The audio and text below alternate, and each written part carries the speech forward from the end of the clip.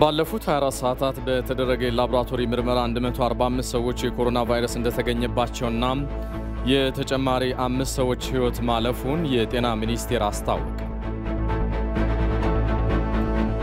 ኢትዮጵያ በመጪዎቹ 2 ሳምንታት የህዳሴውን ግድብ ቀሪ የግንባታ ስራዎች በማጠናቀቅ የውሃ ሙሌት እንደምትጀምር ተገለጸ። ጠቅላይ ሚኒስትር አብይ አህመድ በዚህ በአዲስ አበባ በ5.9 ቢሊዮን ብር የሚሰራውን ፈጣን የአውቶቡስ መንገድ ግንባታ አስጀመሩ። በዓለም ኢራን ከፍተኛ የአደንዛዥ እጽ ዝውውርን በመቆጣጠር ቀዳሚዋ ሀገር መሆኗን የመንግስታቱ ድርጅት አስታወቀ።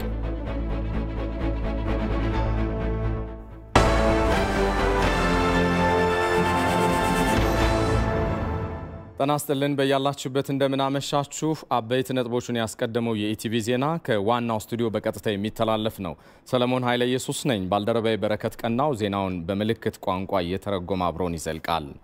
በቅድሚያም ባለፉት 24 ሰዓታት በተደረገ 5552 የላቦራቶሪ ምርመራ 145 ሰዎች የኮሮና ቫይረስ እንደተገኘባቸው የጤና ሚኒስቴር አስታወቀ። ቫይረሱ በምርመራ የተገኘባቸው ሰዎች 86ቱ ወንድ ሲሆኑ 59 የሚሆኑት ደግሞ ሴቶች ናቸው። ከ2 እስከ 90 ዓመት የዕድሜ ክልል ውስጥ የሚገኙ ሲሆን በዜግነት ሁሉም ኢትዮጵያውያን ስለመሆናቸው የጤና ሚኒስቴር አስታውቋል። በዛሬው ዕለትም በቫይረሱ ሳቢያ የተጨማሪ 5 ሰዎች ሕይወት ማለፉን ሚኒስቴር መስሪያ ቤቱ አስታውቋል። በዚህም በቫይረሱ ሳቢያ ሕይወታቸውን ያጡ ሰዎች ቁጥር በኢትዮጵያ 94 ደርሷል። በሌላ በኩል በትናንትናው ዕለት 327 ሰዎች ያገገሙ ሲሆን በአጠቃላይ በኢትዮጵያ ከበሽታው ያገገሙ ሰዎች ቁጥር 2015 ደርሷል። በአሁኑ ወቅት 34 ሰዎች በጽኑ ሕክምና ላይ እንደሚገኙም ሚኒስቴር መስሪያ ቤቱ አስታውቋል። በኢትዮጵያ በአጠቃላይ እስካሁን 243016 የላቦራቶሪ ምርመራ ስለመደረጉ የጤና ሚኒስቴር አስታውቋል። ጠቅላይ ሚኒስትር አብይ አህመድ ከፈረንሳይ ፕሬዝዳንት ኢማኑኤል ማክሮን ጋር ተወያዩ። በልማት ፕሮጀክቶች በኢትዮጵያና በፈረንሳይ ግንኙነት እንደዚሁም ኮቪድ-19ን ለመከላከል በሚደረጉ ጥረቶች ዙሪያ መወያየታቸውን ጠቅላይ ሚኒስትር አብይ አህመድ በፌስቡክ ገጻቸው ላይ አስፍረዋል። ፈረንሳይ ለኢትዮጵያ የእድገት ጉዞ የምታደርገው ቀጣይነት ያለው ድጋፍ የሚደነቅ ስለመሆኑም ጠቅላይ ሚኒስትር አብይ አህመድ በፌስቡክ ገጻቸው ላይ ገልጸዋል።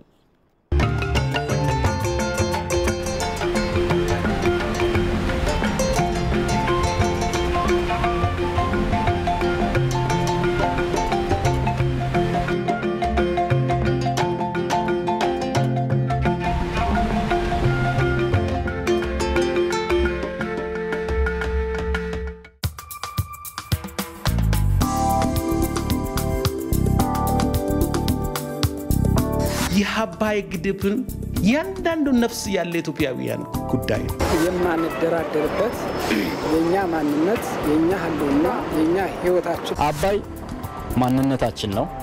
አባይ ህልውናችን ነው ለኛ።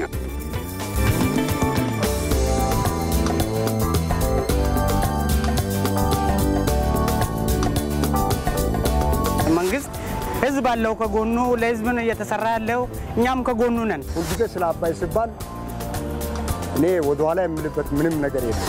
አባይ ከኪሳችን እስከ ጉልበታችን እስከ አእምሮ ዕውቀታችን ፈሰስ ያደረግንበት ሀብታችን ነው። ዘላለም በደህንነት የኖርንበት ዘመን እንዲያልፍና የልጅ ልጆቻችን ጥሩ ህይወት እንዲኖሩ ነው የምንፈልገው።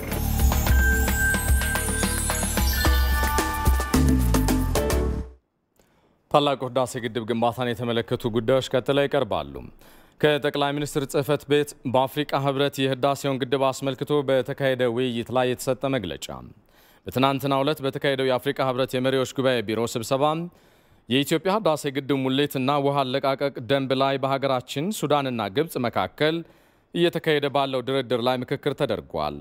ስብሰባው የተጠራው በወቅቱ የአፍሪካ ህብረት ሊቀመንበር የደቡብ አፍሪካ ፕሬዝዳንት ሲሪል ራማፎሳ ሲሆን የኢትዮጵያ ሱዳንና ግብጽ እንደዚሁም የጉባኤው አባል ሀገራት የሆኑ ኬንያ፣ ማሊና የኮንጎ ዲሞክራቲክ ሪፐብሊክ መሪዎች ተሳትፈዋል።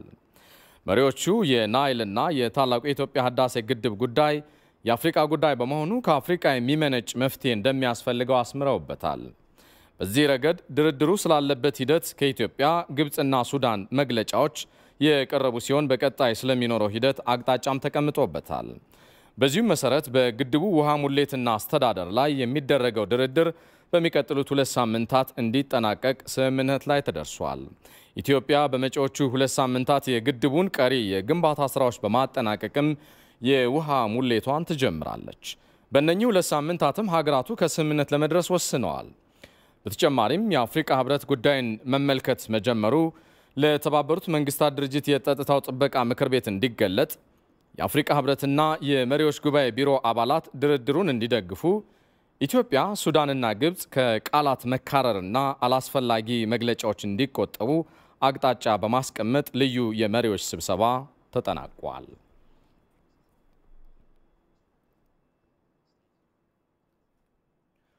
ይህ በእንዲህ እንዳለ የታላቁ የኢትዮጵያ ህዳሴ ግድብ ጉዳይን በተመለከተ ወደ አፍሪካ ህብረት መምጣት መቻሉ ለኢትዮጵያ ትልቅ ዲፕሎማሲያዊ ድል መሆኑን ስብሰባውን የተከታተሉ የዲፕሎማቲክ ምንጮች ገለጹ። የዲፕሎማቲክ ምንጮቹ እንዳብራሩት የአፍሪካ ጉዳይ በአፍሪካውያን እንዲታይ የኢትዮጵያ ጠንካራ አቋም የነበረ መሆኑንና ግብጽም አቋርጣ ወደ ነበረው ውይይት ለመመለስ መወሰኗ በኢትዮጵያ በኩል እውቅና የሚሰጠው ነው ብለዋል። ኢትዮጵያ ታላቁ የህዳሴ ግድብ ግንባታ የጀመረችው ያለማንም ይሁንታ መሆኑና ግድቡን የምትገነባውም ለመሙላት ነው ያሉት ዲፕሎማቶቹ ከውሃ ሙሌቱ ጋር በተያያዘ በተለያዩ ሚዲያዎች የተሰራጨው ዘገባ ከእውነት የራቀ ነው ሲሉ አረጋግጠዋል።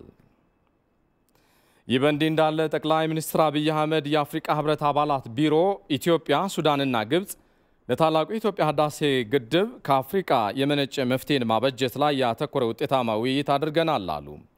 ይህንን አህጉራዊ ጠቀሜታ ያለው የከፍተኛ አመራሮች ስብሰባ ላስተባበሩት የአፍሪካ ህብረት ሰብሳቢ ፕሬዝዳንት ሲሪል ራማፎሳ ምስጋናዬን አቀርባለሁ ብለዋል። ለህብረቱ ሊቀመንበር ሙሳ ፋኪም ምስጋና ይድረስ ያሉት ጠቅላይ ሚኒስትር የፓን አፍሪካዊነት መንፈስ ያለው አህጉራዊ ተቋማችን ለአፍሪካ ከፍተኛ ጠቀሜታ ያላቸውን ውይይቶች ለማካሄድ ትክክለኛው ስፍራ ነው ሲሉም ገልጸዋል። ጠቅላይ ሚኒስትሩ ታላቁ የህዳሴ ግድብ ሁሉም ባለድርሻ አካላት የላቀ ኢኮኖሚያዊ እድገትና የጋራ ብልጽግና የሚያገኙበትን እድል ይዟል ሲሉ ጠቅላይ ሚኒስትር አብይ አህመድ በፌስቡክ ገጻቸው ላይ አስፍረዋል።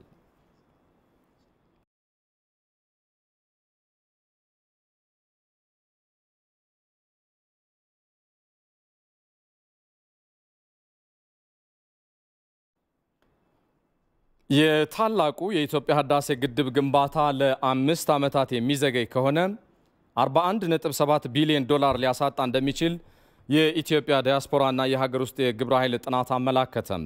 ታላቁ የኢትዮጵያ ህዳሴ ግድብ ኃይል ባለማመንጨቱ በቀጥታም ይሁን በተዘዋዋሪ በሀገሪቱ ኢኮኖሚ ላይ አስተዋጽኦ ያደርጋል ብሏል ግብረ ኃይሉ ባወጣው ጥናት። ኢትዮጵያ የኃይል አቅርቦቶቿን ማሟላት ካልቻለችም የኢንዱስትሪ ፓርኮችን ለማስፋፋት የግብርናውን አብዮት ለማቀጣጠልና የምግብ ዋስትናን ለማረጋገጥ እንደዚሁም የማህበረሰቡን ያኗኗር ዘይቤ ለመቀየር የሚደረገው ጥረት አዳጋች እንደሚያደርግባትን ባለሙያዎች በጥናታቸው አመላክተዋል።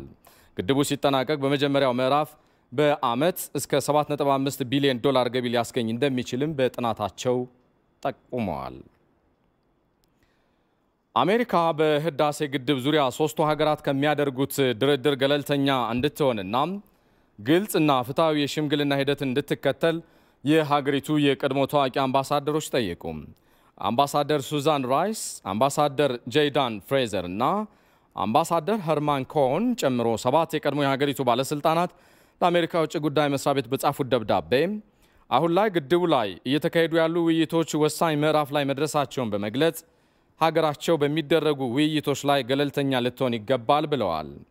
ግድቡ ግንባታ ጋር በተያያዘ አሜሪካ ለግብጽ መወገኗን ያስታወቁት አምባሳደሮቹ ኢትዮጵያ ላይ ጫና ማድረግም ሆነ የሚደረጉ ድርድሮችን ማገድ ጉዳዩን አስቸጋሪ ከማድረጉም በላይ መግባባት ላይ ለመድረስ የሚደረገውን ጥረት እንደሚጎዳውም ገልጸዋል። አምባሳደሮቹ የሱዳኑ ጠቅላይ ሚኒስትር አብደላ ሐምዶክ ኢትዮጵያና ግብጽን እንዲያደራድሩ በደብዳቤያቸው የጠየቁት የአሜሪካው የቀድሞ ከፍተኛ ባለስልጣናት ሱዳን ከኢትዮጵያና ግብጽ ጋር ያላትን ግንኙነት ሚዛን ጠብቃ ለመሄድ በምታደርገው ጥረት በአስቸጋሪ ሁኔታ ውስጥ እንዳለች በመጠቆም ሁሉንም ተጠቃሚ የሚያደርግ መፍትሄ ለማፈላለግ ግን የተሻለ ቦታ ላይ እንደምትገኝ ነው ያመላከቱት አምባሳደሮቹ። አሁን በግድቡ ላይ አሜሪካ የያዘችው ገለልተኛ ያልሆነና ለግብጽ ያደላ አቋም በሱዳንም በጦርና በሲቪል አስተዳደሩ መካከል ክፍተት በመፍጠር የሀገሪቱን ሽግግር በማደናቀፍ ሰላምን የሚያናጋ ስለሚሆን ጥንቃቄ ሊደረግበት ይገባል ሲሉም አስጠንቅቀዋል። ግብጽ በአስዋን ግድብ ላይ በትነትነት የምታባክነው የውሃ መጠን የህዳሴ ግድብን ከ4 እስከ 6 ዓመታት መሙላት እንደሚያስችል ተገለጸ። የኢትዮጵያ ፕሬስ ድርጅት እንደዘገበው በበረሃማው ስፍራ የተገነባው የአስዋን ግድብ ለከፍተኛ የውሃ ብክነት የተጋለጠ መሆኑን አመላክቷል። ግብጽ ኢትዮጵያ የህዳሴ ግድብን በመገንባቷ የውሃ እጥረት በታችኛው ተፋሰስ ላይ እንደሚያስከትል ዓለም አቀፉ ማህበረሰብ የተዛባ መረጃ እንዲኖረው የማድረግ ስራን በሰፊው ትሰራለችም ብለዋል። በመሆኑም የናይል ወንዝ ብቸኛው የውሃ አማራጯ እንደሆነ የምትገልጸው ግብጽ 1 ትሪሊየን ኪዩቢክ ሜትር ውሃ በከርሰ ምድሯ ግን ይገኛል። ኢትዮጵያ የህዳሴ ግድብ ለታችኛው ተፋሰስ ሀገራት ግድብ የደለል መሙላትን እንደሚያስቀር በጥናቱ ተመልክቷል። ግብጻውያን ኢትዮጵያ የህዳሴ ግድብ ግዙፍነትን መነሻ አድርገው የውሃ እጥረት ያስከትላል በማለት የሚያነሱት ቅሬታም መሰረተ ቢስና በአንጻሩ የአስዋን ግድብ 6000 ኪዩቢክ ኪሎ ሜትር የሚሸፍን ትልቅ ግድብ ነው። አፍሪካም ትልቁ ሰው ሰራሽ ሐይቅ ሲሆን በውሃ ብክነትም የሚስተካከለው የለም። የአስዋን ግድብን ግብጻውያን 20 በመቶ የሚሆነውን የናይል ወንዝን ለብክነት ዳርገውታል የሚለው ዘገባው ኢትዮጵያ የህዳሴ ግድብ መገንባቷን ለማስተጓጎል ከመሞከር ይልቅ ግብጽ የውሃ አጠቃቀሟን ማስተካከል ይገባታልም ብለዋል።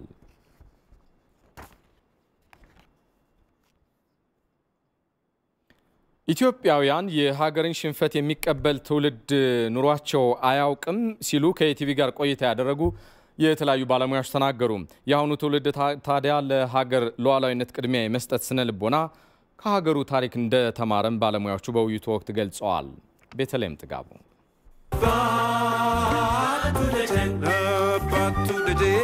የመላው አፍሪካውያን ኩራት የኢትዮጵያውያን አርማና የአንድነት መሰረት ነው።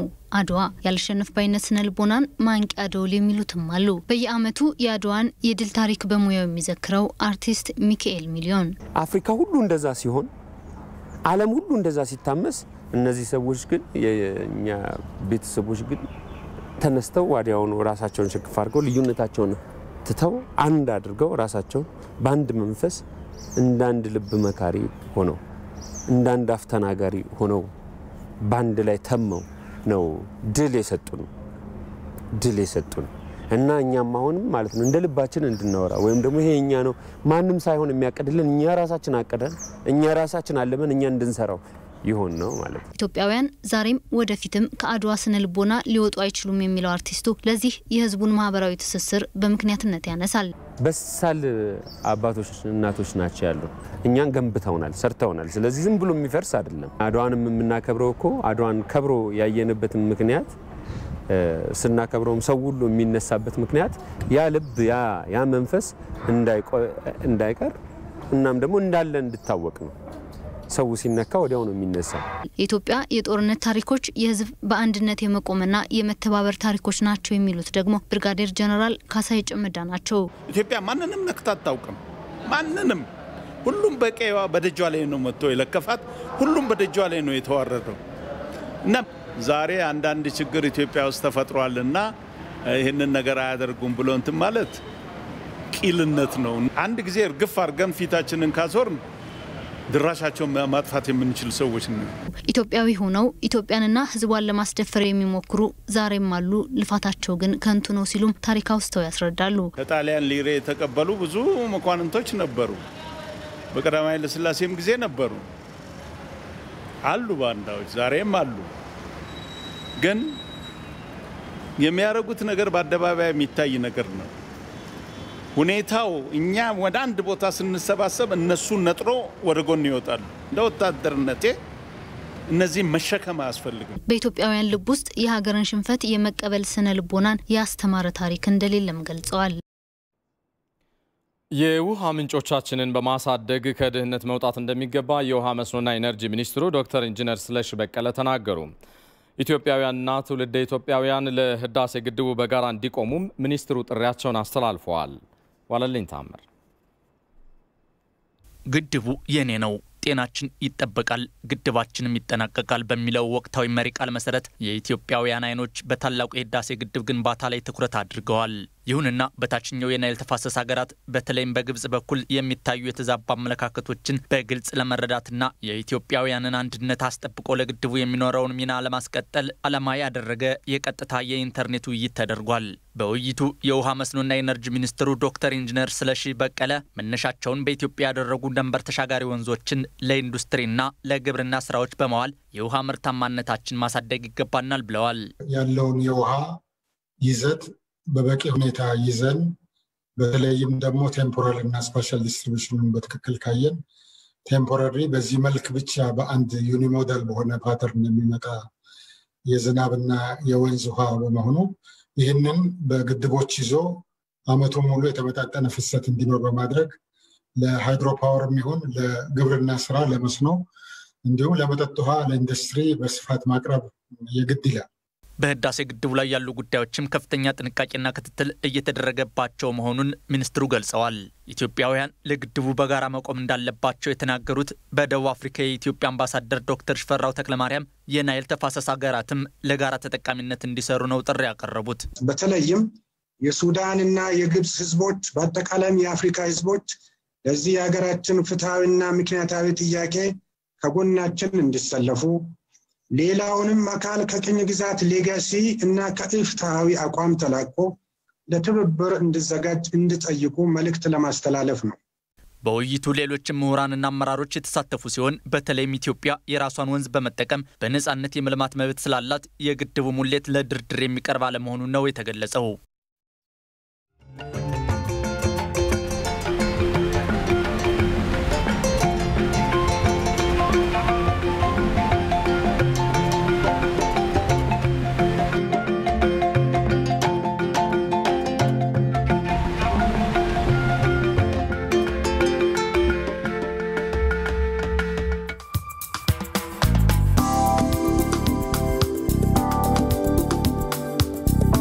የአባይ ግድብን ያንዳንዱ ነፍስ ያለ ኢትዮጵያውያን ጉዳይ ነው። የማንደራደርበት የኛ ማንነት የኛ ህልውና የኛ ህይወታችን አባይ ማንነታችን ነው። አባይ ህልውናችን ነው ለኛ።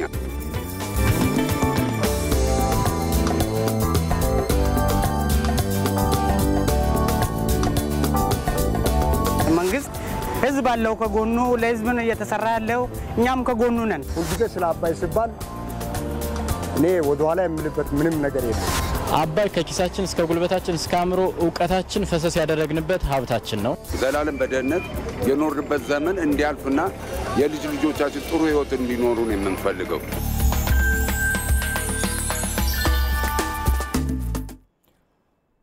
ተመልሰናል። ከኢትዮጵያ ቴሌቪዥን ዋናው ስቱዲዮ በቀጥታ እየተላለፈላችሁ የሚገኘውን የሰዓቱ ዜናችን በያላችሁበት እየተከታተላችሁት ነው። ጠቅላይ ሚኒስትር አብይ አህመድ በዚህ በአዲስ አበባ በ5.9 ቢሊዮን ብር ወጪ የሚገነባውን ፈጣን የአውቶቡስ መንገድ ግንባታን አስጀመሩ።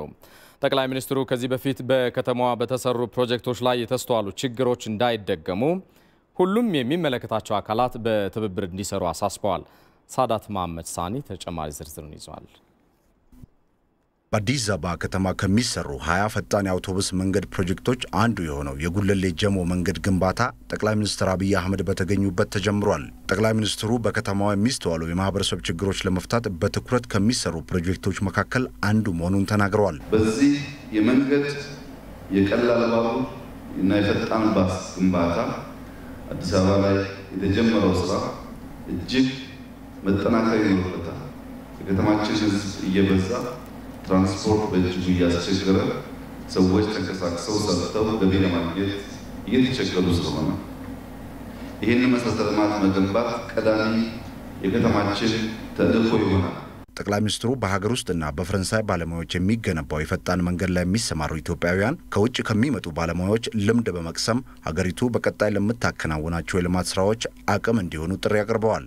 በዚህ ስራ የምትሳተፉ ወጣቶችና ሙያተኞች በሙሉ ለዕለት ጉርስ ብቻ ሳይሆን ለወደፊት ለምንሰራቸው ስራዎች የሙያ ስንቅ እንዲሆን እያንዳንዷን ስቴፕ ፎቶ እያነሳችሁ ማስታወሻ እየያዛችሁ ድጋሚ መስራት ቢያስፈልገን ሌላ ኃይል መለመን ሳያስፈልግ ራሳችን ማድረግ እንድንችል ራሳችሁን ማዘጋጀት ይኖርባችኋል። ጠቅላይ ሚኒስትር አብይ ከጥራት አኳያ ከዚህ በፊት በሌሎች ፕሮጀክቶች ላይ የተስተዋሉ ችግሮች እንዳይደገሙ የሚመለከታቸው ሁሉ በትኩረት እንዲሰሩ አሳስበዋል። መጨረስ ብቻ ሳይሆን በሚገባው ኳሊቲ ልክ መጨረስ አስፈላጊ መሆኑን ተገንዝበን የጥራትና የጊዜ ጉዳይ ኮምፕሮማይዝ ሳይደረግ ቀንና ማታ በመስራት ይህንን ኢንፍራስትራክቸር ይህንን መሰረተ ልማት ለህዝቡ አገልግሎት ማዋል ይኖርብናል። በተጨማሪም የጥራትን ጉዳይ ስናነሳ በቀላል ባቡር የነበረውን ስህተት የሚያርም መሆን አለበት። የባስ ማሰራጫ መንገድ በቀኝና በግራ በኩል ያሉ ዜጎችን የሚያራርቅ ሳይሆን የሚያቀራርብ መሆን አለበት። ማህበረሰቡ ከሚሰሩ መሰረተ ልማቶች ጎን ለጎን ዛፍ በመትከልና በማጽዳት አካባቢውን ለኑሮ ምቹ ማድረግ እንዳለበት ጠቅላይ ሚኒስትሩ ገልጸዋል። ይህን እያደረግን በአካባቢያችን ዛፍ የማንተክል ከሆነ አካባቢያችን የማናጸዳ ከሆነ አስፋልት ግንባታ መስታወት ሙቀት የሚጨምር ስለሆነ ለአንድ ሰው የመኖር ፍላጎትና ጥራትን አያረጋግጥም። የተሟላ ፍላጎትና ጥራት እንዲረጋገጥ ከምንገነባቸው ህንፃዎችና መንገዶች በተጨማሪ የከተማ ጽዳትና አካባቢ ጥበቃ በጥቅሉ ንጹህ ውሃ ዛፍ መትከል እጅግ በጣም አስፈላጊ ይሆናል። ከጀነራል ዊንጌት ጀሞ 2 የሚገነባው ፈጣን የአውቶቡስ መንገድ ነዋሪው የሚገጥመውን የትራንስፖርት ችግር በመቅረፍ ተንቀሳቅሰው እንዲሰሩ የሚያስችል ነው ተብሏል። ይህ በእንዲህ እንዳለ በአዲስ አበባ ከተማ 20 የፈጣን አውቶቡስ መስመሮች እንደሚገነቡ የአዲስ አበባ ከተማ አስተዳደር ምክትል ከንቲባ ኢንጂነር ታከለ ኡማ ገለጹ። መንገዱ የከተማ ነዋሪዎች በተለይ ደግሞ ዝቅተኛና መካከለኛ የኑሮ ደረጃ ያላቸው የማህበረሰብ ክፍሎችን ተጠቃሚ እንደሚያደርግም ምክትል ከንቲባው ተናግረዋል። የፈጣን አውቶቡስ መንገድ ግንባታ በከተማችን እንደዚህ አይነት 20 መስመሮች በቅድ ይዘናል። የመጀመሪያው መስመር 19.2 ኪሎ ሜትር የሚሆን በ5.9 ቢሊዮን ብር የሚሰራ ኢትዮጵያኖች የኛ ልጆች የሚሰሩት የውጭ ካምፓኒዎች የሚሳተፉበት የከተማችን ነዋሪዎች በተለይም ደግሞ ዝቅተኛና መካከለኛ ገቢ ያላቸው ነዋሪዎች የሚጠቀሙበት ፈጣን የአውቶቡስ መንገድ ነው። ይሄ መንገድ የብዙሃን ትራንስፖርት ስራዎቻችንና እቅዶቻችን አንዱ አካል ነው። የፈጣን አውቶቡስ መንገድ ግንባታ በፈረንሳይ ካምፓኒ ኮንትራክተርነት እንደሚከናወን የገለጹት ምክትል ከንቲባ ኢንጂነር ታከለ ኡማ በአዲስ አበባ ዙሪያ ያሉ ወረዳዎችና ከተሞችን የሚያስተሳስር ስለመሆኑ ጨምረው ገልጸዋል። በአዲስ አበባና በአዲስ አበባ ዙሪያ ያሉ ወረዳዎችና ከተሞች ነዋሪዎችን የሚያስተሳስር የኢኮኖሚ ስርጸቱን የሚያሳልጥ ስለሆነ ይሄ ፕሮጀክት የአዲስ አበባ ከተማ ነዋሪም ነው። በአዲስ አበባ ዙሪያ ያሉ የወረዳና የከተማ ነዋሪዎች ፕሮጀክት ነው። የጋራ ፕሮጀክቶቻችን ናቸው። ለዚህ ነው ከዚህ ቦታ ምን ጀምረው ከጉለሌ ዊንጌት ተነስተው እስከዚህኛው መስመር ቀጥሎ ወደ ጎሮ ቀጥሎ ደግሞ ወደ ቡራዩ መስመር የሚሄድ ከመሃል ከተማም የሚነሱ 20 መስመሮች አሉ። ይሄኛው ፕሮጀክት የፈረንሳይ ካምፓኒ በኮንትራክተርነት ኢትዮጵያኖች ደግሞ በአማካሪነት ኢትዮጵያ ልጆች ደግሞ ስራውን በመስራት ሁላችን ተረባርበን ፕሮጀክታችንን በታሰበለት ዓላማ ቀን ጊዜ ጀምረን በጥራት እንጨርሳለን። በኦሮሚያ ክልል ተገንብተው ለአገልግሎት ክፍት እየተደረጉ የሚገኙ ፕሮጀክቶች የህዝቡን ተጠቃሚነት የሚያረጋግጡ የልማት ስራዎች ላይ በትኩረት ለመስራት የተያዘው እቅድ ማሳያ ስለመሆናቸው የክልሉ ርዕሰ መስተዳድር ሽመልስ አብዲሳ ተናገሩ። በአዳማ ከተማ የሚገኙ 62 ፕሮጀክቶች ተመርቀዋል። ፋሲካ እያለው ዝርዝሩን ይዛለች። ይህ መንገድ ከዚህ ቀደም በአዳማ ከተማ መብራት ያልነበረውና የአዳማ ዩኒቨርሲቲ ተማሪዎችም ሆነ የአካባቢው ነዋሪዎች ለመንቀሳቀስ የሚቸገሩበት አለፍ ሲልም ለተለያዩ ወንጀሎች የሚዳረጉበት እንደነበር ይገለጻል። ታዲያ ይህን ችግር ለመፍታት ከተማ አስተዳደሩ ከያዛቸው ፕሮጀክቶች አንዱ በማድረግ መብራቶቹ ተገጥመው ለብርሃን በቅተዋል። ይህን ጨምሮም በከተማ አስተዳደሩ በ140 ሚሊዮን ብር ወጪ የተገነባው የከተማዋ መግቢያ አማራጭ መንገድ፣ የጥቃቅንና አነስተኛ ማምረቻ ሼዶች፣ የከተማዋ የኤፍኤም ራዲዮ ጣቢያ እንዲሁም ድልድይና መሰል በ800 ሚሊዮን ብር በጀት ተሰርተው የተጠናቀቁ በከተማዋ የሚገኙ 63 ፕሮጀክቶች ተጠናቀው ለአገልግሎት ክፍት ተደርገዋል። ነዋሪዎቹም ከዚህ ቀደም ያጋጥማቸው የነበሩ ችግሮቻቸውን የሚያቀሉ እንደሆኑም ገልጸዋል። አህዮቹ ሁሉ ከነህሉ ውስጥ ወድቃ ያቺን አህያ አውጥተው ነው አልፈን ወፍጮ አስፈጭተን ተመልሰን የምንሄደው። እንጨት ነበረ። በጣም በቃ ለህይወት አስፈሪ በሆነ ሁኔታ ነበረ ያለው። አሁን እንግዲህ እንደምታዩ በጥሩ ሁኔታ ተሰርቶልናል። ፕሮጀክቶቹ የማህበረሰቡን የመሰረተ ልማት ጥያቄ መፍታት ላይ መሰረት ያደረጉ እንደሆኑም ነው የተገለጸው። የህብረተሰቡ ጥያቄ ማዕከል አድርገን ነው እነዚህ ፕሮጀክቶች የተሰሩት ማለት ነው። ከስራ ዕድል ፈጠራ ጋርም ተያይዞ ካሉም ፕሮጀክቶች አብዛኛውን ማለት ከፕሮጀክት ኮስታቸው ከ10 ሚሊዮን ብር በታች ያሉት በጥቃቅንና አነስተኛ ለተደራጁ አዲስ ምሩቃን ነው ስራውን ሰጥተን ስናሰራቸው የነበረው ማለት ነው። እዚህ አንፃር በዚህ በፕሮጀክት ላይ ብቻ ስራ ዕድል የተፈጠረላቸው ወደ 4200 ወጣቶች አሉ ማለት ነው። እነዚህም ፕሮጀክቶችም የኦሮሚያ ክልል ርዕሰ መስተዳድር አቶ ሽመልስ አብዲሳና ሌሎች ከፍተኛ የስራ ኃላፊዎች መርቀው ከፍተዋቸዋል። በክልሉ የሚነሱ የልማት ጥያቄዎች ላይ ትኩረት ያደረጉ ፕሮጀክቶች ተገንብተው በመጠናቀቅ ላይ መሆናቸውንም ርዕሰ መስተዳድሩ ተናግረዋል። በክልሉ 4000 ፕሮጀክቶችን አቅደን በመገንባት ህብረተሰቡን ተጠቃሚ በማድረግ ላይ እንገኛለን። የጀመርናቸውን ፕሮጀክቶች በሙሉ በተያዘላቸው ጊዜ ለማጠናቀቅ በዚህ ዓመት በያዝነው እቅድ መሰረት በርካታ ፕሮጀክቶች ተጠናቀው ለአገልግሎት በቅተዋል። እነዚህም ፕሮጀክቶች የህብረተሰቡን የልማት ጥያቄ ያገናዘቡና ምላሽ የሚሰጡም ናቸው። አመራሩ የሚያከናውናቸው የልማት ስራዎች ማህበረሰቡን ከድህነት በማላቀቅ የልማት ተጠቃሚ የሚያደርጉ መሆናቸው ላይ በትኩረት ሊሰራ እንደሚገባም አቶ ሽመልስ አብዲሳ ተናግረዋል። አመራሩ የህብረተሰቡን ኑሮ ማሻሻል የሚችለው በስራ ነው። የምናከናውናቸው የልማት ስራዎች ከቤተሰብ ጀምሮ ህብረተሰቡን ከድህነት ማላቀቅ መቻል አለባቸው። ህብረተሰቡ በአካባቢው ያለውን ሀብት መጠቀም እንዲችል በትኩረት የመስራት ግዴታ አለብን። በቀጣይም የውሃ ፕሮጀክት ማስፋፊያና የደረቅና ፍሳሽ ቆሻሻ ማጣሪያ ለመገንባት የመሰረት ድንጋይ ተቀምጧል።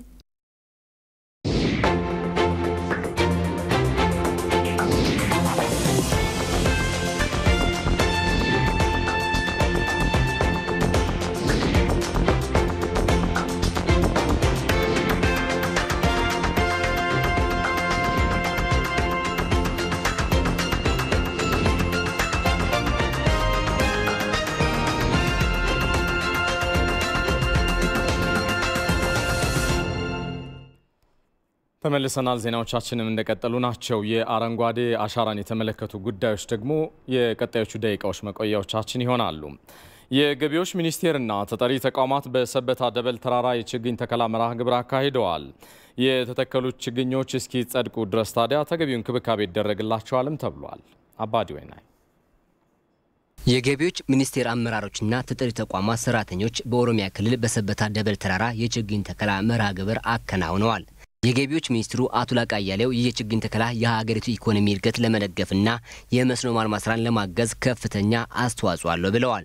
መስኖ ካለማን አፈራችን ከተጠበቀ ድህነትን ተረት ማድረግ እንችላለን ማለት ነው። የገቢዎች ሚኒስቴር ከተጠሪ ተቋማት ጋርና ከኦሮሚያ ልማት ማህበር ጋር ባደረገው በዚህ የችግኝ ተከላ መርሃ ግብር በቀጣይም የተተከሉ ችግኞች እንዲጸድቁ እንክብካቤ እንደሚደረግ አቶ ላቀ ገልጸዋል። ከተከልንበት ቀን ጀምሮ እስከ መጨረሻው ተንከባክበን ለጥቅም ማዋል መቻል አለብን። ስራ ማለት ይሄ ነው። የግብርና ሚኒስትሩ አቶ ኡመር ሁሴን በበኩላቸው በተራራው የችግኝ ጣቢያ እንደሚቋቋም ገልጸዋል። እንደዚህ አይነት ትልቅ ቦታ ላይ ችግኝ ከሌላ ጋር በማምጣት ብቻ ከመስራት እዚሁ ላይ የችግኝ ጣቢያ ሊኖረው ይገባል። የችግኝ ጣቢያ እዚህ እንዲኖር እናደርጋለን። ሌሎች ተቋማትም የሚተክሉትን ችግኝ መንከባከብ ላይ ትኩረት አድርገው ሊሰሩ ይገባል ብለዋል አቶ ኡመር። የገቢዎች ሚኒስቴር በተራራው ለሚሰሩ የጥበቃ አካላት የእህል ድጋፍ ያደረገ ሲሆን በስፍራው ለጥበቃ አካላት የሚሆን ቤትም እንደሚሰራ ገልጸዋል። የአረንጓዴ ልማት ስራ በዘላቂነት ለታላቁ የኢትዮጵያ ህዳሴ ግድብ መሰረት በመሆኑ ሁሉም ዜጋ እንዲሳተፍ የባህልና ቱሪዝም ሚኒስትሯ ዶክተር ሂሩት ካሳው ጥሪ ያቀረቡ። የባህልና ቱሪዝም ሚኒስቴር ከተለያዩ ባለድርሻ አካላት ጋር በመሆን በገላን አካባቢ ችግኝ ተክለዋል። ዋለልኝ ታምር የባህልና ቱሪዝም ሚኒስቴር የራይድ ትራንስፖርት ቤተሰቦችና የገላን ከተማ ነዋሪዎች በገላን አካባቢ የተለያዩ አይነት ችግኞችን ተክለዋል። በችግኝ ተከላው የተሳተፉት የባህልና ቱሪዝም ሚኒስትር ዶክተር ሂሩት ካሳሁን የአረንጓዴ ልማት ስራዎች ለታላቁ የህዳሴ ግድብ መሰረት መሆናቸውን ነው የገለጹት። ለእያንዳንዱ ፕሮጀክታችን እጅግ ጠቃሚ ነውና ይህንን ደግሞ በወሬ ሳይሆን በስራ ስታሳየው ልዩ ስሜት ይፈጥራል። ልዩ ስሜትም ተስፋም ደግሞ ይሰጣል። ባለፈው ዓመት የተተከሉ ችግኞችንም ጭምር ሰራተኞችን በመቅጠር እየተንከባከቡ መሆኑን የገለጹት የራይድ ስራ አስኪያጅ ወይዘሪት ሳምራዊት ፍቅሩ የአረንጓዴ ልማት ስራውን አጠናክረው እንደሚቀጥሉም ተናግረዋል። በእያንዳንዱ መኪና አትሊስት 2 ችግኝ መትከል አለብን ብለን ነው የምናምነው። ያንን የሚወጣውን ጭስ ዲፊውዝ ለማድረግ ማለት ነው። ስለዚህ ሰፋ አድርገን ነው እያሰብን ያለነው። ያው አዲስ አበባ ገና ቦታ ስለሌለ ነው። እንግዲህ አሁን የያዝነውን ግን አጠናክረን አልምተን እንቀጥላለን ማለት ነው። የአረንጓዴ ልማት ስራዎቻችን ለአካባቢ ጥበቃና ለህዳሴ ግድቡ የጎላ ሚና ስላላቸው ሁሉም ዜጋ መሳተፍ እንዳለበትም የችግኝ ተከላው ተሳታፊዎች ገልጸዋል። ለየት የሚያደርገው ፍራፍሬዎችን የመትከል ሀሳብ ስለነበረ ወደ 3000 እስከ 4000 የሚሆኑ ችግኞች የፍራፍሬ ዘሮችን ተክለናል። እኔ አሁን አገር በቀሎችም አሉ። አሁን ዛሬ እየተከልኩ ያለሁት መቼም ሆዳ ማትበለኝና ዘይቶንና ፓፓዬ ነው እየተከልኩ ያለሁት። መጀመሪያ ቅድሚያ መስጠት አለበት የውሃ ምንጩ የሆኑት እንደዚህ አይነት ቦታዎች ናቸው። ስለዚህ እነዚህ አይነት ቦታዎችን መንከባከብ በጣም ለትውልድም ለጠቅላላው ላለው ሁኔታ በተለይ ደግሞ ለአባይ ወንዛችንም ትልቅ ጠቀሜታ ለሌሎች ወንዞቻችንም ትልቅ ጠቀሜታ አለው። ፍላጎት ኖርን ደስ ብሎ ነው እዚህ የምንለው እንደራሳችን በቃ አርገን ነው የምንሰራ ማለት ነው። ደስ ይለናል። እዚህ መዋላችን ራሱ ለኛ በጣም እኔ በራሴ በኩል ደስ ይለኛል። በእለቱ የተለያዩ የአገር በቀልና የፍራፍሬ የችግኝ ዘሮች በስፋት ተተክለዋል። የገንዘብ ሚኒስቴር ከተጠሪ ተቋማት ጋር በመሆን የችግኝ ተከላ መርሃ ግብር አከናወነ። በመርሃ ግብሩ ላይ ገንዘብ ሚኒስትሩ አህመድ ሺዴ እንደዚሁም ሌሎች የተቋሙ ከፍተኛ የስራ ኃላፊዎችና ሰራተኞች በሞጆ ሲቄ ሴቶች ማህበር ግቢ ውስጥ ነው 25000 ችግኞችን የተከሉት። ተቋሙ በዚህ ስፍራ ያለፈው ዓመት 22000 ችግኞችን የተከለ ሲሆን በተለያዩ ጊዜያት በመጎብኘትና ክብካቤ በማድረግ እንዲጸድቁ የተለያዩ ስራዎች ሲያከናውን እንደቆየም ተገልጿል። ለዚህ እንዲረዳም በግቢውም በባለቤትነት እየጠበቀ ለሚገኘው የሲቄ ማህበር 1 ሚሊዮን የብርና የቁሳቁስ ድጋፍ ማድረጉን ገልጿል። የአፈር ለምነትን በመጨመር ሀገሪቱ መሰረት ያደረገችበትን የግብርና ኢኮኖሚ ለማሳደግ ይህ የተጀመረው የአረንጓዴ ልማት ስትራቴጂን ለማስቀጠል የገንዘብ ሚኒስቴር በመሪነት በመንቀሳቀስ እንዲሰራም ሚኒስትሩ አቶ አህመድ ሺዴ ተናግረዋል። ገንዘብ ሚኒስቴር የሚያስተባብረው የአረንጓዴ ልማት የፋይናንሲንግ ቋት አለንኛ ከተለያዩ የልማት አጋሮች የምናሰባስበው እንደዚህ አይነት ፋይናንሲንጎች ደግሞ ለዚህ አይነት አላማ እንዲውሉ በተወሰነ ደረጃ የምናግዝ ነው የሚሆነው። በየጊዜውም ደግሞ መተን መከታተል ይኖርብናል፣ መደገፍ ይኖርብናል። ስለዚህ በዚህ መልኩ የተተከሉት ችግኞች እንዲጸድቁ እንዲያድጉ ስኬታማ እንዲሆኑ የማድረግ ጉዳይ ይሄ አካባቢ ደግሞ ተለውጦ እስከ ቀጣይ 5 ዓመት ድረስ ነው ለማገዝ በእቅድ ይዘን የተንቀሳቀስናል። ሪፖርተራችን ፋሲካ ያለው እንደዘገበችው ይህ በተቀናጀ የማህበረሰብ ተሳትፎ የሚከናወነው የአረንጓዴ አሻራ ዘመቻ ሀገሪቱ ለማሳካት ያቀደችውን የብልጽግና ጎዳና በከፍተኛ ሁኔታ የሚያግዝ ስለመሆኑን ተናግረዋል። ምርታማ ዜግነትን ለመፍጠር ምርታማ አካባቢ እንዲፈጠር ለማድረግ በከፍተኛ ደረጃ ነው የሚያግዘው። ስለዚህ ይሄ ደግሞ በህዝቡ አቅም የሚሰራ ስለሆነ በከፍተኛ ደረጃ የልማት ውጤት ያመጣል ማለት ነው። ይሄን ደግሞ የብልጽግና ጉዟችን ለማረጋገጥ ደግሞ በከፍተኛ ደረጃ የሚያግዝ ነው የሚሆነው። ስለዚህ የተደራጀ የህዝብ ተሳትፎ ቀጣይነት ባለው መልኩ ለማረጋገጥ አንዱና ዋነኛው አካሄድ ይሄ የአረንጓዴ ልማት አሻራ ነው። በዚህ የተጀመረው መነቃቃት፣ በዚህ የተጀመረው መንፈስ፣ በዚህ የተጀመረው አንድነት ደግሞ ለሌሎች የልማት ስራዎችም ጭምር ተግባራዊ መደረግ ይኖርበታል። የንግድና ኢንዱስትሪ ሚኒስቴር ከኦሮሚያ ክልል ከፍተኛ አመራሮች ጋር በጋራ በመሆን የችግኝ ተከላ መርሃ ግብር አካሂደዋል። አመራሮቹ ለአቅመ ደካሞችም ድጋፍ አድርገዋል። እስሌማን አባይ ተከታትሎታል። የኦሮሚያ ክልልና የንግድ ሚኒስቴር አመራሮች በሰበታ ከተማ ነው የችግኝ ተከላ ያካሄዱት። የኦሮሚያ ክልላዊ መንግስት ምክትል ርዕሰ መስተዳድር ወይዘሮ ጫልቱ ሳኒ በችግኝ ተከላው ወቅት እንደተናገሩት ለ3 ወር የሚዘልቀው የአረንጓዴ አሻራ የችግኝ ተከላ ዘላቂ ፋይዳ ያለው ነው ብለዋል። ሁሉም አካላት እንግዲህ የተከሉ ነው ያሉት። መትከል ብቻም ሳይሆን ደግሞ እንዲጸድቁ ክብካቤም እየተደረገ ለውጤት እንዲበቃም ህዝባችን መስራት አለበት። ከባለፈው ዓመት በጣም በተሻለ መንገድ ነው ዘንድሮ እንሰራለን ብለን እያቀድን ያለ ነው። በሁሉም አካባቢ በድፍን ኦሮሚያ ክልል በከተሞች በገጠር ጭምር ይሄ አረንጓዴ አሻራ ስራ በስፋት ተጀምሯል። እሱን እንግዲህ ንቅናቄውን በጣም በማቀጣጠል ለ3 ወር የሚዘልቀውን ፕሮግራም በስፋት እንሰራለን። እንግዲህ ይሄ ለሁሉ ነገር ለእለት ተለት ኑሯችንም መሰረት ሊሆኑ የሚችሉ ነገሮች ናቸው። በሌላ በኩል ከሰበታ ከተማ ባለሀብቶች በተሰበሰበ ገንዘብ ከ200 ለሚበልጡ ነዋሪዎች የመሰረታዊ ፍጆታዎች ድጋፍ ተደርጓል። ችግር ላይ የሚገኙ ዜጎችን የመርዳቱ ተግባር በአንድ ክልል የሚወሰን ሳይሆን አገራዊ ፋይዳም ያለው ነው ያሉት የንግድና ኢንዱስትሪ ሚኒስትሩ አቶ መላኩ አለበል ናቸው። ህብረተሰቡ ውስጥ ችግር ያለባቸውን የህብረተሰብ ክፍሎች በማገዝ ያሳየን ተሞክሮ ለሰበታ ከተማና ለኦሮሚያ ክልል ብቻ ሳይሆን በሀገር አቀፍ ደረጃ ትልቅ ትምህርት የሚወሰድበት ነው። ሀገራችን ለምለም ናት። የተፈጥሮ ሀብታችንን መጠበቅ መንከባከብ ከቻል የሰጠነውን መልሰን ማግኘት የምንችልበት ሰፊ እድል አለ። ነገ ለትውልድ ምቹ ለማድረግ ዛሬ እየተከናወነ ያለው የአረንጓዴ አሻራ ችግኝ ተከላ በሁሉም አካባቢዎች ተጠናክሮ መቀጠል እንዳለበት ነው ሚኒስትሩ ያሳሰቡት። የጣና ሐይቅንና የታላቁ ህዳሴ ግድብ ደህንነትን በዘላቂነት ለማስቀጠል የሚያስችል ስምምነት በ6 ዩኒቨርሲቲዎች ተፈረመ። በደብረ ታቦር ዩኒቨርሲቲ አዘጋጅነትና በአካባቢው የሚገኙ 5 ዩኒቨርሲቲዎችን ያሳተፈ ለጣና ደህንነት በአብሮነትና በፍቅር ጉዞ ወደ ጎና የተሰኘ የችግኝ ተከላ መርሃ ግብር ተከናውኗል። ባልደረባችን ራሄል ፍሬው ከስፍራው ተከታዩን አድርሳናለች። የ41 ወንዞችና የ77 ምንጮች መነሻ ጉና ተራራ በአካባቢው በሚኖሩ አርሶ አደሮች የኑሮ አማራጭ ጦት ምክንያት በልቅግጦሽና እርሻ እየተራቆተ ተፈጥሯዊ ይዘቱ በመዛባቱ ጣና ላይ በደለልና በእንቦጭ አረም ለሚፈጠረው ችግር እንደ ምክንያት ይጠቀሳል። ሆኖም የጣና ደህንነት እንደ ውሃው ከጉና ተራራዎች የሚመነጭ ነው ያለው የደብረ ታቦር ዩኒቨርሲቲ በአካባቢው የሚገኙ 5 ዩኒቨርሲቲዎችን በማስተባበር ነው በአረንጓዴ አሻራ ለጣና ደህንነት የትብብርና የፍቅር ጉዞ ወደ ጉና የችግኝ ተከላ መርሃ ግብር የተዘጋጀው። የባህር ዳር፣ እንጅባራ፣ ደብረ ማርቆስ፣ ደብረ ታቦር፣ ጎንደርና ደባርቅ ዩኒቨርሲቲዎች በመርሃ ግብሩ የተሳተፉ ሲሆን በአካባቢው አሻራቸውን ከማስቀመጥ ባለፈ ለዘላቂ ደህንነቱ በምርምር የማገዝ ተግባራት እንደሚጠበቅ ነው የባህር ዳር ዩኒቨርሲቲ ፕሬዝዳንት ዶክተር ፍሬው ተገኘ የተናገሩት። ባህር ዳር ዩኒቨርሲቲ እንደ ተቋም ለምሳሌ እዚህ አካባቢ ብዙ ምርምሮችን ይሰራል። የተፈጥሮ ሀብት ጥበቃ ስራዎች ላይ ይሰራል። በብዙ መልኩ ባህር ዳር ዩኒቨርሲቲ እየተሳተፈ ነው ያለው። አሁን ባለው ዩኒቨርሲቲዎች አብሮ የመስራት መንፈስ እና መነሳሳት ቀደም እንዳልሽው ምርምሮችንም የልማት ስራዎችንም በጋራ መንሰራበት ሁኔታ ይኖራል። የችግኝ ተከላ መርሃ ግብሩ የጉና ተራራን እንዲጠበቅና በዘላቂነት እንዲለማ ከማድረግ ባለፈ የአብሮ መስራትን ውጤት ለማስረጽ እንዳስቻለ ነው የፕሮግራሙ አዘጋጅ የሆነው የደብረ ታቦር ዩኒቨርሲቲ ፕሬዝዳንት ዶክተር አነጋግራኝ ጋሻው የተናገሩት። ትልልቅ ሜጋ ፕሮጀክቶችን ከዓለም አቀፍም ከሀገር ውስጥም ካሉ መድረኮች ተወዳድረው እንዲያመጡ የሚያስችል የሚያነሳሳ የጉዞ ነው እያደረግን ያለ ነው ማለት ነው። የጉና ተራራን በዘላቂነት ማስጠበቅ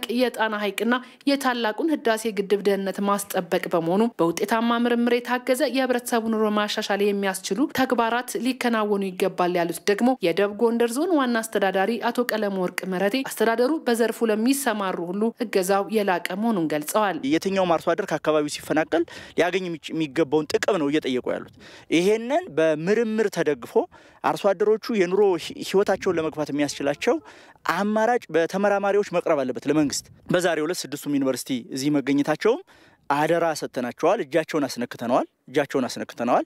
ስለሆነም ይሄን ኃላፊነት ወስደው ተባብረው እንዲሰሩ ግፊት እናደርጋለን። በ6ቱም ዩኒቨርሲቲዎች በጋራ የማልማት የትብብር ፊርማ የተከናወነ ሲሆን ቀደምት የኢንዱስትሪ መንደር የሆነው የጋፋት ኢንዱስትሪ መንደርን ማልማትና ለቱሪዝም ተደራሽ ማድረግ በሚቻልበት ሁኔታም ላይ ምክክር ተደርጓል። ለኢቲቪ ራይል ፍሬው ደብረ ታቦር።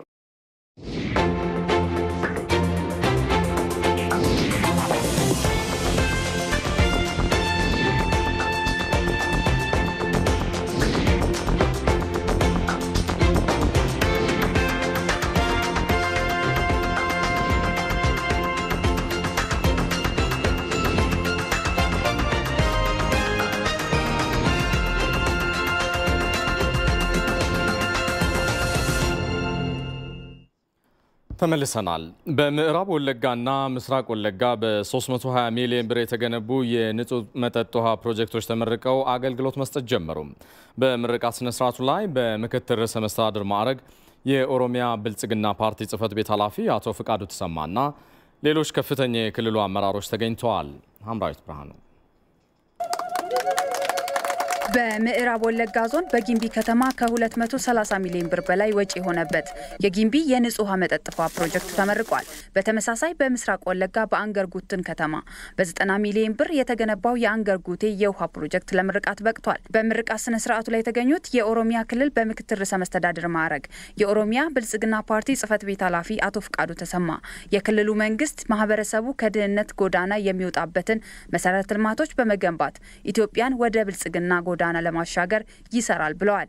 ሞቱማና ነው ከኛ ፊ ኢሳን ከነገነሙ ፓርቲን ከኝ የክልሉ መንግስትና የብልጽግና ፓርቲ ጊዜያዊ ለሆነ ድጋፍ ብቻ አይደለም የምንሰራው በቅር ነው። የምንሰራውን አጠናቀን ለህዝብ አገልግሎት ክፍት እናደርጋለን። በተለይ የታችኛው የህብረተሰብ ክፍል ተጠቃሚ በሚሆንበት መልኩ እንደ ውሃ፣ መብራት፣ ቴሌ፣ መንገድ የመሳሰሉ ፕሮጀክቶችን በመገንባት ህዝባችንን ወደ ብልጽግና ጎዳና እናሸጋግራለን ብለን ሌት ተቀን እየሰራን ነው። ከነረት ጥየፈኑ ኡመተ በላሳ የኦሮሚያ ክልል የውሃና ኢነርጂ ቢሮ ኃላፊ ዶክተር ኢንጂነር ሀብታሙ ይተፋ እነዚህ ለምርቃት የበቁ ፕሮጀክቶች መጓተት የቴክኒክና የቁሳቁስ እጥረት መሆኑን ተናግረዋል። አንዱ ኤሌክትሮ መካኒካል ነው፣ ፓምፕ ጄኔሬተር እና ከሱ ጋር ታያይዘት ያላቸው።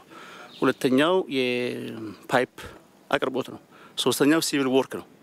እነዚህ ሶስቱ ተጣምሮ ተቀናይቶ በደንብ ካልሰራ ለፕሮጀክቶች መጓተት ዋና ምክንያት ነው።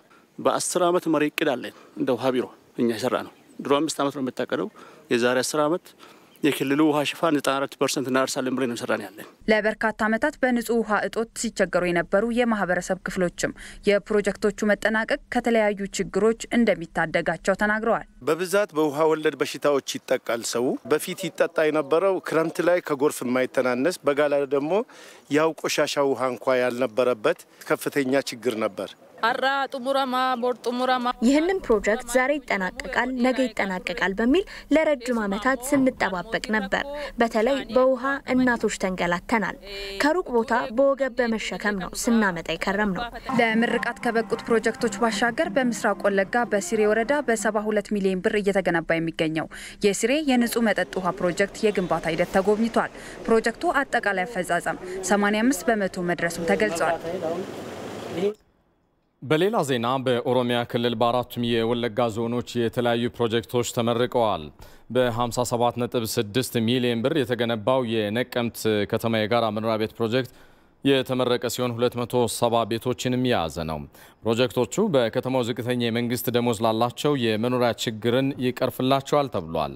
በተመሳሳይ በምስራቅ ወለጋ በሲሬ ወረዳ 2 ወረዳዎችን የሚያገናኝ የገጠር የጠጠር መንገድና ድልድይ የተመረቀ ሲሆን አርሶ አደሩ ምርቱን ለገበያ ለማድረስ አይነተኛ ሚና አለውም ተብሏል።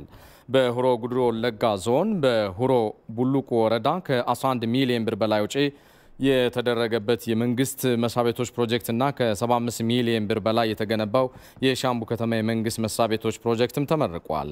የከተማውንም የትራንስፖርት ስርዓት ለማዘመን በ54.5 ሚሊዮን ብር የሻምቡ ከተማ አውቶቡስ ተራም ተመርቋል። በሁሮ ጉድሩ ወለጋ ዞን ከፍተኛ ፍርድ ቤት የአብዲ ጨመን ወረዳ ፍርድ ቤትና የወረዳው አስተዳደር መስሪያ ቤቶች ፕሮጀክቶችም ለምርቃት በቅተዋል።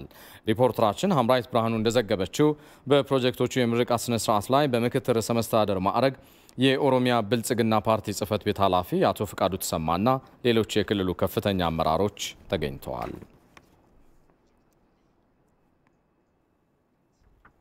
በኦሮሚያ ክልል ምዕራብ ሐረርጌ ዞን 226 የተለያዩ የመሰረተ ልማት ፕሮጀክቶች ተጠናቀው ለአገልግሎት ክፍት ሆነዋል።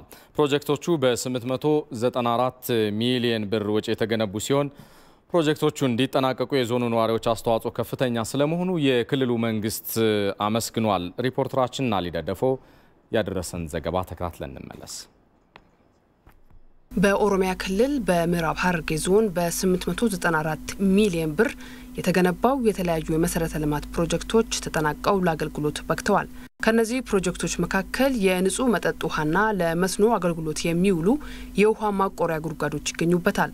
ከዚህ ቀደም ፕሮጀክቶቹ የህዝብ ጥያቄ ያነሱ ሲሆን በመጠናቀቃቸው ብዙሃኑን ተጠቃሚ ያደርጋል ተብሏል።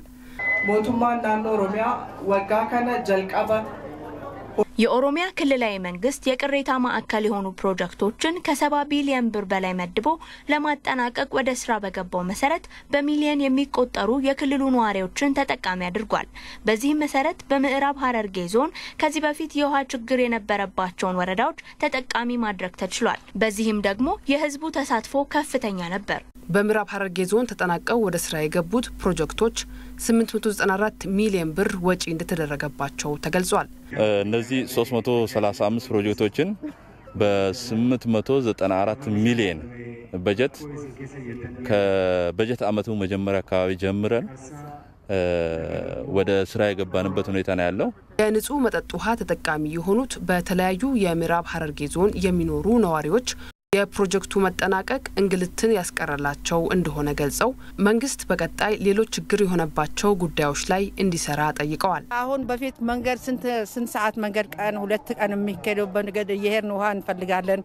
ዛሬ ተመስገንና ለመንግስታችን ታይግባውና አሁን በቅርብ ያገኘን ውሃ እየጠጣን ነው። በልበሊቲ ነዋሪ ብቻ ሳይሆን በአካባቢው የሚገኙትን አጋር ቀበሌዎች በሙሉ የሚያጠጣ መሆኑን ነው የምገነዘበው። ለዚህ አካባቢ አርሶ አደር ደግሞ ጥልቅ ጉድጓድ የመስኖ የኢሪጌሽን ጉድጓድ ያስፈልገናል ማለት ነው። በጨርጨር ዩኒየን ሙሉ በሙሉ ወጪ ተሸፍኖ በአንድ አመት ውስጥ የሚገነባው የእንስሳት መኖ ማቀነባበሪያ ፋብሪካ ግንባታም መሰረተ ድንጋዩ ተጥሏል። ቀደም ሲል የተከታተላችሁት ባልደረባችን ትዕግስት የሻኑ ያቀረበችውን ዘገባ ነበረ። የአምቦ ዩኒቨርሲቲ የኮቪድ-19 ቫይረስ ምርመራ ማዕከል ተመረቀ። የምርመራ ማዕከሉ ስራ መጀመር ታዲያ የኮሮና ቫይረስ ስርጭትን ለመግታት ከፍተኛ አስተዋጽኦ ይኖረዋል ተብሏል። ብሩክ ተስፋዬ የኮቪድ-19 ወረርሽኝ ስርጭትን ለመግታት ከመከላከሉ በተጓዳኝ ከሚሰሩት ስራዎች መካከል አንዱ የምርመራ ማዕከላትን ማጠናከር ይጠቀሳል። የአምቦ ዩኒቨርሲቲም ያቋቋመው የኮቪድ-19 የምርመራ ላብራቶሪ የጤና ሚኒስትር ዴኤታ የኦሮሚያ ጤና ቢሮ ኃላፊና የዩኒቨርሲቲው ፕሬዝዳንት በጋራ መርቀው ጎብኝተውታል። የአምቦ ዩኒቨርሲቲ ፕሬዝዳንት ዶክተር ታደሰ ቀና የምርመራ ማዕከሉ 10 ሚሊዮን ብር ወጪ እንደተደረገበት ጠቅሰዋል። ይህ ላብራቶሪ በሙሉ አቅሙ ከሰራ በቀን እስከ 1000 ናሙናዎች መመርመር የሚችል ሲሆን ደረጃውን በጠበቀ መልኩ ወደ 10 ሚሊዮን ብር ገደማ ወጪ ተደርጎበት የተደራጀ ነው። የኦሮሚያ ጤና ቢሮ ኃላፊ ዶክተር መንግስቱ በቀለ የምርመራ ማዕከሉ ለኦሮሚያ ክልል ለምዕራብ ሸዋና ደቡብ ምዕራብ ሸዋ ዞን አገልግሎትን ለመስጠት የሚረዳ እንደሆነ አብራርተዋል። እዚህ አካባቢ ሲሰሩ የነበሩ ላቦራቶሪዎች ይሰሩ የነበረው አንድ ነቀምት ነው፣ ሁለተኛ ደግሞ አዲስ አበባ ነውና ይሄ ምልልሱንና በፍጥነት ውጤቱን ከማግኘት አንፃር ትልቅ ተጽዕኖ ፈጥሮ ስለነበረ እዚህ አካባቢ ይሄንን ላቦራቶሪ መክፈት በጣም ትልቅ ሚና ይኖረዋል። የጤና ሚኒስትር ዴኤታው ዶክተር ደረጀ ድጉማ በሀገር አቀፍ ደረጃ የምርመራ ማዕከላት ቁጥር መጨመሩን ጠቅሰው አመራሩ ይበልጥ መከላከል ላይ ማተኮር እንዳለበት አስገንዝበዋል። እንግዲህ እስካሁን እንደምታውቁት ወደ 230 ሺህ በላይ ሰዎችን ቴስት ለማድረግ ተሞክሯል። ስንጀምር በአገር ውስጥ አቅምም አልነበረንም። ደቡብ አፍሪካ እየላክን ነበር ስናስመረምር የነበረው። በዚህ ሰዓት ግን ከ34 በላይ በሆኑ ቦታዎች አገልግሎት እየተሰጠ ነው የሚገኘው። ወደፊትም አቅም ባለ መጠን ማሽኖችን ባገኘነው ቁጥር ያልተዳረሱ ቦታዎችና እንደው በጣም ተጋላጭ የሆኑ ቦታዎች ላይ እያስፋፋን እንሄዳለን።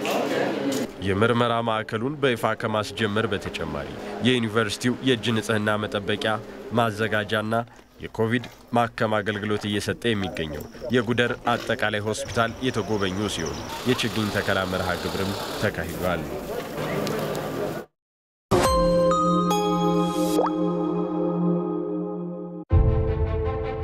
በባህር ትራንስፖርት ማጓጓዣ ላይ የተደረገ ማሻሻያ የኢትዮጵያ የባህር ትራንስፖርትና ሎጂስቲክስ አገልግሎት ድርጅት በዓለም አቀፍ ደረጃ ብሎም በሀገራችን የተከሰተውን የኖቨል ኮሮና ቫይረስ ኮቪድ-19 ወረርሽኝን ተከትሎ እየተቀዛቀዘ የመጣውን የንግድ እንቅስቃሴ ለማነቃቃት የሚያግዝ በባህር ትራንስፖርት ማጓጓዣ ላይ ከአሁን ቀደም ለደንበኞች ከሚያቀርበው አገልግሎት ላይ እንደ አውሮፓውያን አቆጣጠር ከጁን 1 ቀን 2020 ጀምሮ ቅናሽ ማድረጉን ሲገልጽ በደስታ ነው።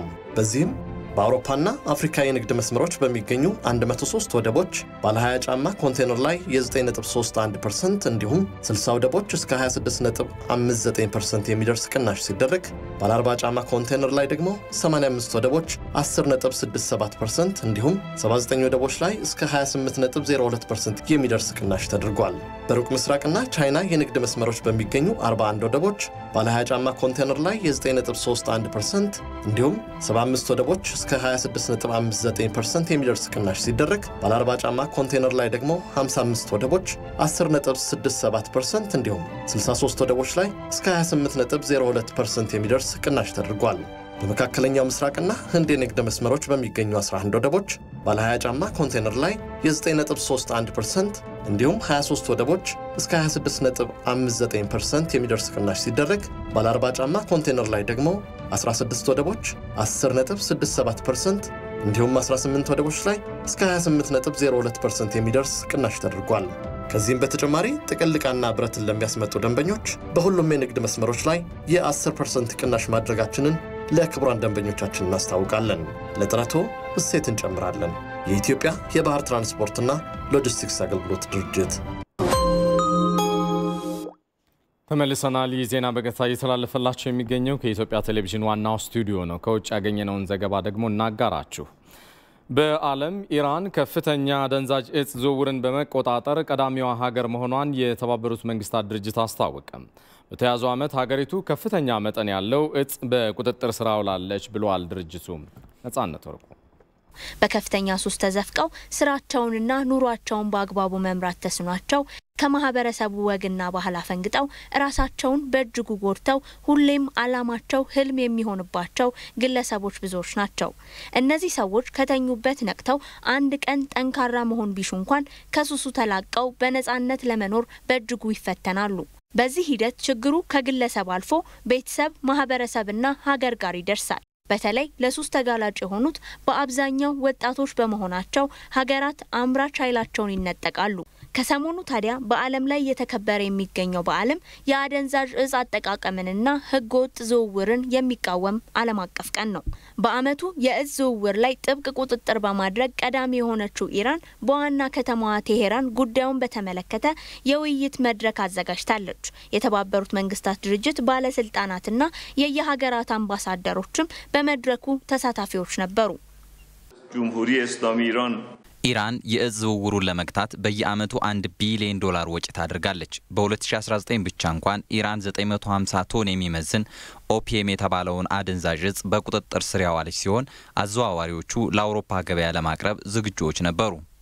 አፍጋኒስታን ኦፒየም የተሰኘውን ያደንዛዥ እጽ በማምረት በዓለም አንደኛዋ ሀገር መሆኗ ለኢራን ትልቅ የቤት ስራ ሆኖባታል። የጸጥታ አካላት ከእጽ አዘዋዋሪዎቹ ጋር በሚያደርጉት ፍልሚያም በምስራቅ የሚገኘው የሀገራቱ ድንበር ሰላም ሆኖ አያውቅም። እንደ ኢሮፒያን አቆጣጠር ከ1980 ጀምሮ እስካሁን ባለው ጊዜ ውስጥ ብቻ 4000 የኢራን ወታደሮች እነዚህን የእጽ አዘዋዋሪዎች ለማስቆም ባደረጉት ጥረት ህይወታቸውን አጥተዋል። የተባበሩት መንግስታት ድርጅት ያወጣው መረጃ እንደሚያሳየው ኢራን 90% ኦፒየም፣ 48% ሞርፊን እንዲሁም 20% ሄሮይንን በቁጥጥር ስር አውላለች ብሏል። እነዚህ እጾች ደግሞ ዋነኛ መዳረሻቸው አውሮፓ መሆኑን ነው ድርጅቱ ያስታወቀው። በኢራን ህጎች በከፍተኛ ሁኔታ ይተገበራሉ። በዚህም ምክንያት ብዙ ቁጥር ያላቸው እጾችን በቁጥጥር ስር ማዋል ችለዋል። በዓለም ላይ የእጽ ዝውውርን ለመግታት በሚደረገው ጥረትም ድርሻቸው የጎላ ነው። የአውሮፓ ሀገራት በተለያዩ አጋጣሚዎች ኢራን የምትሰራውን ስራ እንደሚደግፉ ቃል በመግባት ምስጋናቸውን ሲያቀርቡም ይደመጣሉ። ኢራን ለብዙ ዓመታት ለአውሮፓ ጥላ ሆናለች። ሀገሪቱ ለአደንዛዥ እጽ ብቻ ሳይሆን ህገወጥ የመሳሪያና የሰዎች ዝውውርንም ትከላከላለች። የሀገራቱ በቃል ማመስገን ብቻ ዋጋ የለውም የምትለው ኢራን በአውሮፓ ከፍተኛ የአደንዛዥ እጽ ፍላጎት እስካለ ድረስ በፓኪስታንና አፍጋኒስታን በድብቅ የሚያመርቱ ግለሰቦችንና ድርጅቶችን ማስቆም አይቻልም ብላለች። ስፖርት ላይ ደርሷል።